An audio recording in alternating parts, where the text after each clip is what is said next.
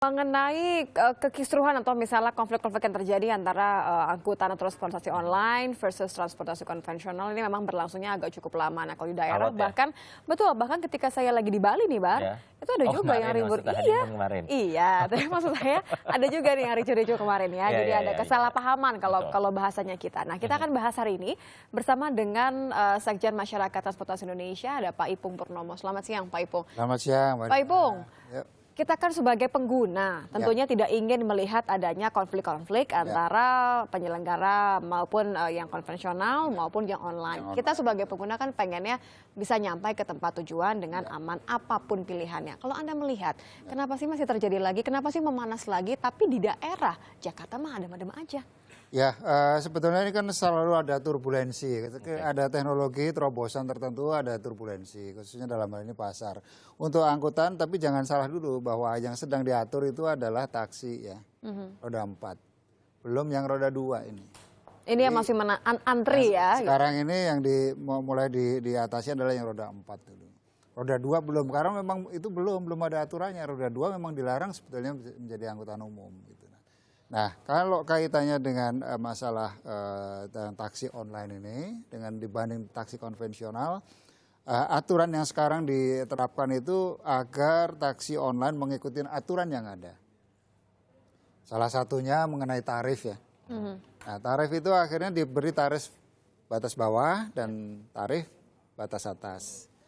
Kalau dulu dengan adanya terobosan teknologi bisa menjadi murah, tapi kemudian terjadi turbulensi pasar dan bentrok dengan antara taksi konvensional dengan taksi yang online, tapi sekarang diatur. Artinya apa? Menjadi sedikit lebih mahal, biar tidak mendekat biar tidak terlalu jauh. Beda. Tujuannya tidak terlalu jomplang antara konvensional dan online. Tapi kalau kita lihat tadi Pak Ipung bilang, oh ini yang lagi dibahas roda 4 dulu nih.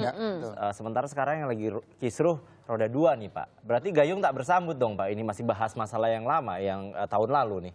Nah, makanya saya tekankan di depan tadi bahwa ini yang diatur ini taksi online roda 4. Yang roda 2 memang sebetulnya tidak boleh untuk itu, tapi kenyataannya ada. Nah. Oke, tapi kita bahas yang roda 4 dulu deh nih ya, biar kita lebih mengerucut. Justru ini yang roda 4 Betul. Tadi. Nah, ini roda 4 regulasinya sedang dibuat oleh pemerintah, aturannya juga sudah dibuat. Adalah gini ya, yang menjadi kekhawatiran dari warga adalah pada saat roda 4 loh, mereka pertama tidak bayar sewa, kedua mereka tidak kir, ketiga mereka tidak ada penetapan tarif. Nah, tadi batas bawah dan batas atas itu seperti apa aturannya? Nah, justru aturan itu kan digodok di kementerian, kemudian dilemparkan ke daerah masing-masing. Oke. Ya, nanti Pemda yang mengatur dirinya sendiri, karena tidak satu dengan Pemda yang lain sangat berbeda. Tapi kan secara aturan transportasi itu kan jelas Pak, untuk angkutan umum yang memang mengangkut massa itu platnya kuning. Nah, mereka putih, mobil pribadi yang ada juga sebetulnya angkutan sewa khusus platnya hitam itu juga boleh. Ya, itu diizinkan semua. Hanya saja yang ingin saya sorotin sebenarnya bukan itu.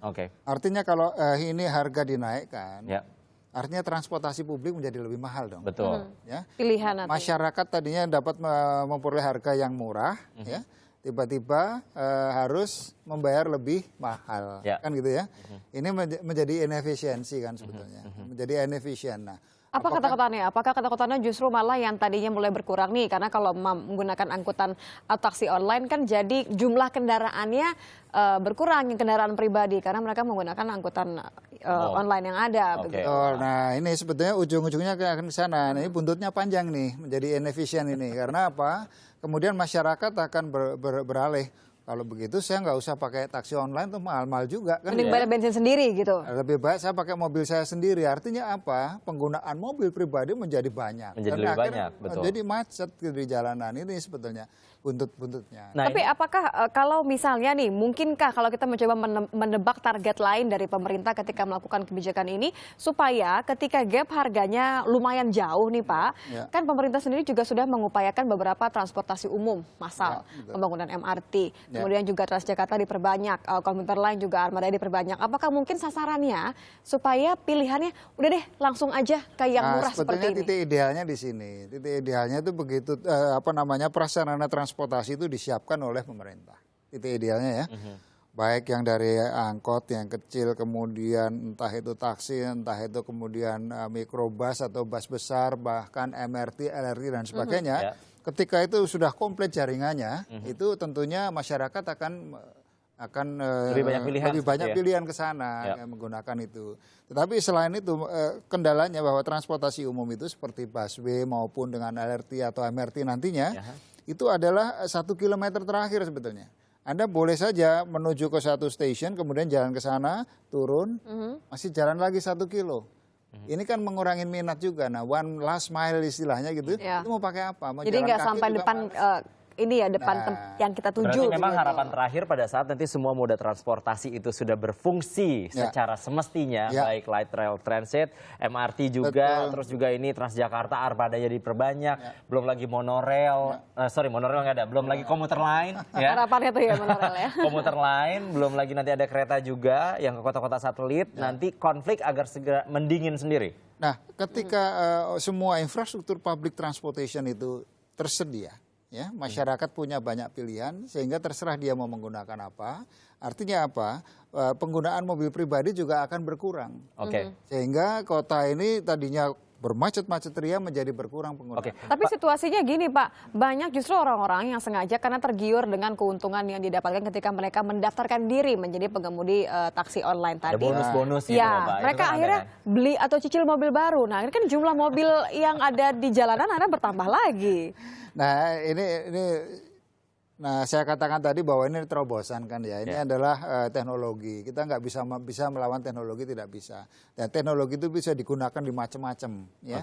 Salah satunya di transportasi. Ini ada terobosan di sana. Nah terobosan itu kemudian menguntungkan masyarakat. Ya. Menguntungkan masyarakat kan, pengguna kan ini. Ya. Tetapi merugikan operator kan gitu ya.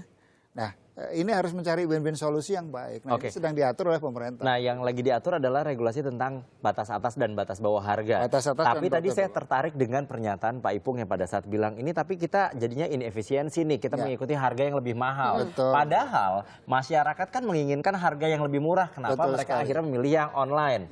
Ya gitu. Kenapa bukan yang konvensional yang harganya tinggi disesuaikan ke yang rendah, tapi yang online malah dinaikkan? Tapi sudah sebetulnya yang konvensional juga sudah turun loh sekarang. Buka pintu saja udah turun tarifnya. Nah, artinya ada kontrol biaya di sana. Di sini juga ada penyesuaian biaya. Tetapi memang secara keseluruhan ini menjadi mahal gitu bagi masyarakat pengguna ya. Jangan-jangan dikhawatirkan karena mahal pilihan masyarakat tidak lagi ke taksi. Tidak lagi ke taksi online maupun taksi konvensional, tetapi menggunakan kendaraan pribadi. Kalau ini yang terjadi, ini kebijakan tentunya tidak tepat sasaran. Tidak tepat atau bisa bilang gagal nggak? Enggak, kebijakan itu selalu diperbarui, Mas. Ya, jadi setiap ada turbulensi selalu diperbarui dan akan menjadi tujuannya kan menjadi lebih baik. Terakhir singkat saja Pak Ipung, kalau Anda bisa, Anda boleh membicarakan apa saja, Anda boleh mengutarakan mengenai solusi apa sih menurut Anda yang paling tepat, paling sempurna meskipun saat ini pemerintah kita belum siap. Solusi dari Anda? Setiap kesempurnaan itu lawannya pasti ketidaksempurnaan. Dan ini menjadi sangat sulit ketika sudah sedemikian chaos katakanlah ya untuk memberikan satu solusi karena bagus di sebelah sini tidak bagus di sebelah sana. Ya, yang jelas mari ini sudah ada produk yang namanya kebijakan ya, peraturan menteri, kita jalankan sebaik-baiknya karena implementasi ini punya tantangannya banyak sekali nanti. Karena daerah belum tentu juga siap untuk itu. Kita melihat seperti apa. Nah, ini perbaikan harus dilakukan secara terus-menerus. Betul, tapi bisa dipastikan 1 April besok harganya tidak akan merugikan masyarakat? Karena tadi bilangnya nggak mungkin terlalu tinggi, mungkin terlalu rendah, batas tengah gitu. Nah, justru itu. Problemnya begini. Banyak yang ngeri loh Pak akhirnya. Kalaupun dikasih batas bawah, ya, online menggunakan batas bawah, tapi kemudian si operator yang mengatakan, oh saya kasih promo 50%, Anda mau ngapain? Iya benar, ada diskon lagi ya. Ada diskon lagi, ada promo balik lagi ke kebijakan. Balik lagi. Apa namanya yang punya ya? Sudah melalui promo sehingga kembali lagi ke harga bawah, siapa mau komplain? Saya tetap membayangkan alangkah baiknya jika Jakarta dan kota-kota lain tentunya memiliki transportasi umum yang murah dan nyaman. Saya rasa itu menjadi solusi bagi semua pihak. Jakarta 2019 lah. Ya, harapannya kan seperti itu. MRT yang MRT baru satu ya. Baru satu. Terima kasih. LRT lagi. Terima kasih Pak Ipung sudah membicarakan masalah ini bersama kita.